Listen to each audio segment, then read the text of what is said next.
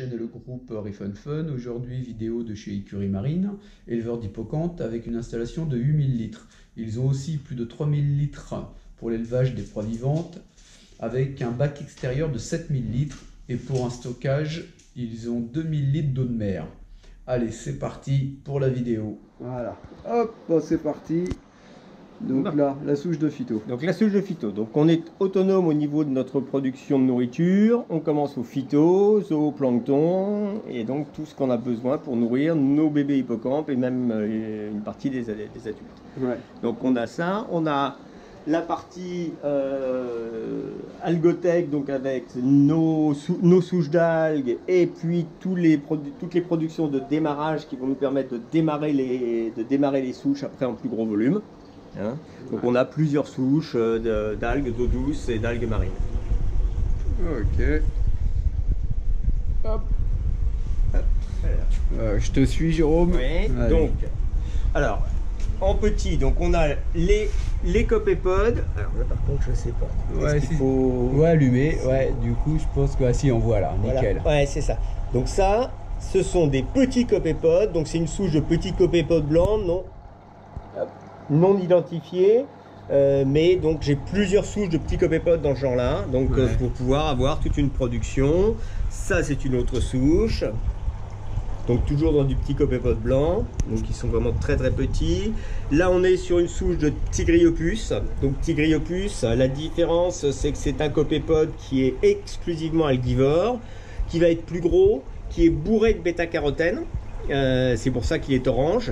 Et donc on va le nourrir en particulier avec de la spiruline. Donc ça c'est un autre Tigriopus. Donc ça c'est le Tigriopus de l'Atlantique. Celui-ci c'est une souche qui est connue, donc elle vient de Cherbourg. C'est local quoi. Voilà, elle est locale. Et là par contre j'ai une souche donc sur ces deux bacs là. Là ça c'est une souche du Pacifique. Donc ça c'est le Tigriopus californicus qui est une souche commerciale. D'accord. Donc j'ai plusieurs souches aussi de Tigriopus et tout, faut toujours varier. Ensuite on a donc les Mysis. Donc les Mysis c'est les mêmes que ceux qu'on a donc dans le bassin. Donc là c'est un gros Mysis local marin. Donc, voilà, on le voit, ça y est. Là c'est bon. Voilà, donc ça c'est un Mysis local Praunus marin. Qu'on arrive à élever à partir du printemps, donc en bassin extérieur. En aquarium, il est difficile à reproduire. Ouais, je vous ferai voir le bassin. Il y a un gros bassin en extérieur. Donc on a un bassin qui fait 7000 litres en extérieur. Pour l'élevage des Mysis. Voilà. Après, en Mysis, on a un autre Mysis, donc plus petit. Donc ça, c'est un Mysis d'eau saumâtre. Donc c'est un Mysis commercial, c'est la souche qu'on trouve dans le commerce. Hein. Ouais. Et donc nous, on a cette souche-là depuis 2012. Et on le produit par contre toute l'année. Donc là on est sur des eaux saumâtres qui vont être entre 16 et 20 grammes par litre de sel. Ça c'est un gammar. Dans tous nos bacs à Mysis on maintient des gammars. C'est eux qui font l'entretien du bac. D'accord, ah ouais. Mais ils servent aussi de casse-croûte. Hein. Chez nous tout sert en casse-croûte, on trie énormément. Tout pour nourriture. Donc celui-là il doit être bien chargé. Voilà, celui-là il marche bien. Voilà. Là il y a du monde là. Là il y a du monde. Donc avec tout un tas de petits Mysis. Donc les Mysis en fait au niveau nourriture ils vont manger vraiment de tout. Il leur faut des nourritures très variées. Donc on nourrit aussi bien à l'artémia, au brachion, au copépode. Et puis aussi avec des algues, différentes algues qu'on peut récupérer. Et tous les fonds de gamelles finissent dans les Mysis. D'accord. Là, en passant, ça c'est de la daphnie, donc de l'eau douce. Ouais. Donc ça a deux utilités. D'une part, ça peut faire un petit complément pour les hippocampes de temps en temps. Et en plus de ça, c'est une excellente nourriture pour les Mysis. Et ça sert pour les petits poissons d'eau douce. Donc là, on en a un autre. Voilà. On voit un peu un petit copépode blanc, une autre souche. Ouais, encore une autre souche de copépode. Voilà. Et donc là, ça va être toute la partie production donc des copépodes, donc dans les bacs avec des petits copépodes blancs. Sur la partie gauche, ça c'est du Tigriopus. Et on a des bacs avec une autre souche encore de de mysis. Donc ça c'est un autre mysis local, mais c'est un mysis d'eau saumâtre, hein, donc qui habite dans une zone près de 40 ans, très spécifique, et on a mis 2 ans pour arriver à le récupérer et à le stabiliser. Donc ça y est, cette année on a stabilisé la souche. C'est parti, ouais. Ça c'est les gros bacs de brachion, hein, Brachionus pilicatilis, donc des bacs qui vont faire 200 litres. Ouais, ouais. Voilà, ça c'est le côté. Et après il y a le côté filtration. On va passer côté filtration des bacs. Voilà. Donc là ça commence, la descente elle arrive là. Non, ça c'est la remontée. Ça, la remontée, ça c'est la remontée, donc c'est ma sortie qui va distribuer donc, dans tous les bacs. On a une pompe de 10 000 litres pour distribuer. Ouais. Donc les arrivées d'eau se font sur UV. Nous on stérilise à l'entrée des filtres, de manière à avoir après une filtration qui est dite propre. On n'est pas non plus en stérilisation permanente, de manière à ne pas surstériliser. On n'a qu'un seul UV qui va fonctionner 24 heures sur 24, c'est celui qui est dans la cuve tampon, parce que c'est là où on fait les vidanges de bac quand on est en vidange rapide. On va avoir après différents milieux de filtration. On a des biobales, on a des biopelettes, écumeurs, et on passe toujours nous sur un filtre à sable pour finir. D'une part parce que ça nous garantit, comme on est en suroxygénation avant avec l'écumeur, d'absorber tous les nitrites, il n'y a pas de risque de nitrite.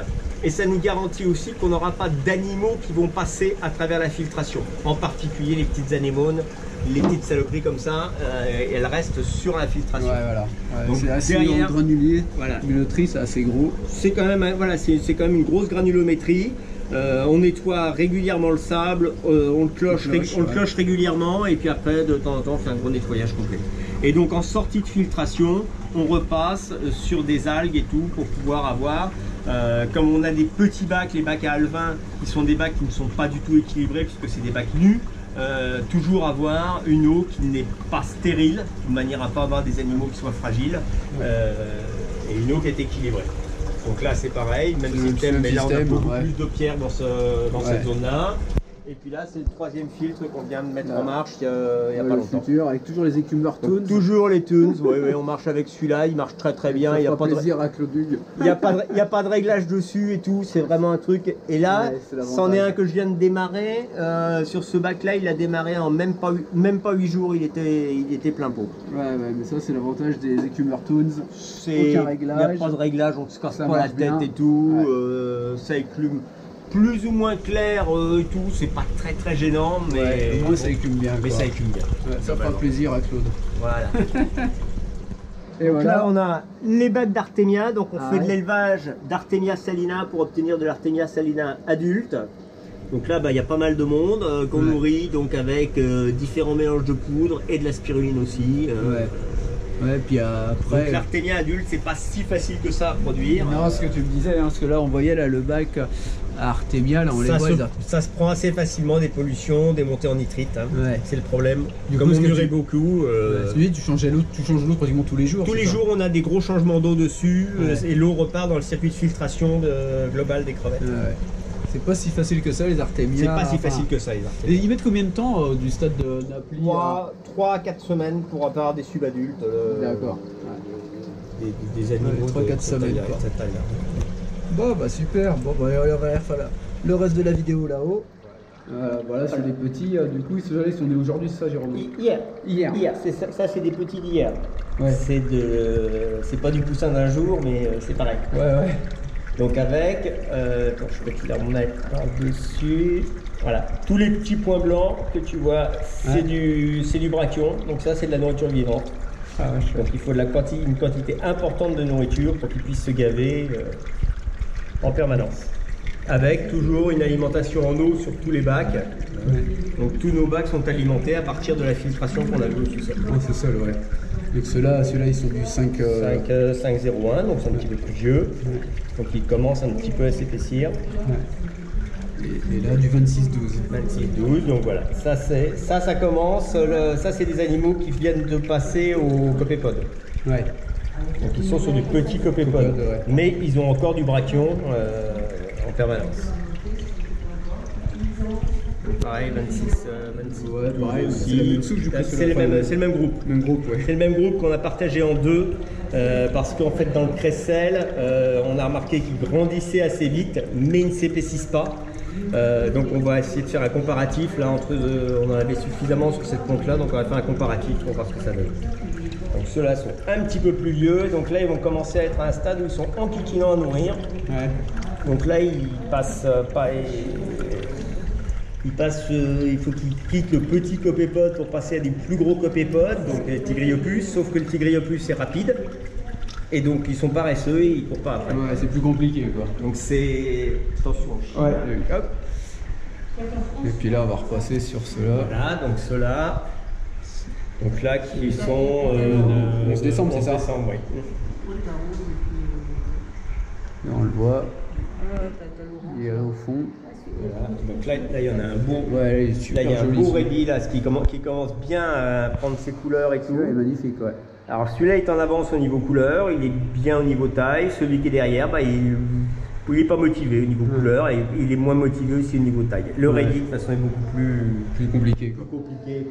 On va passer sur les adultes. Voilà, bah ça vous avez vu, c'est ceux-là tout à l'heure, je vais le prendre en plan large et je vais venir en plan serré. Vous avez vu tout à l'heure sur le live. Ils ont mangé, donc ça y est, ici.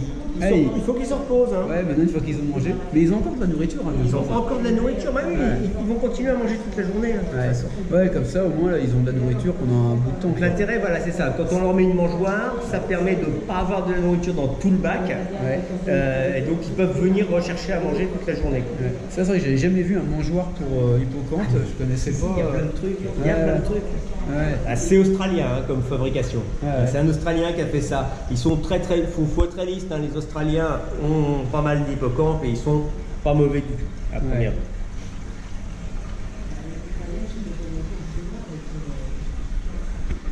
Ok, je repasse.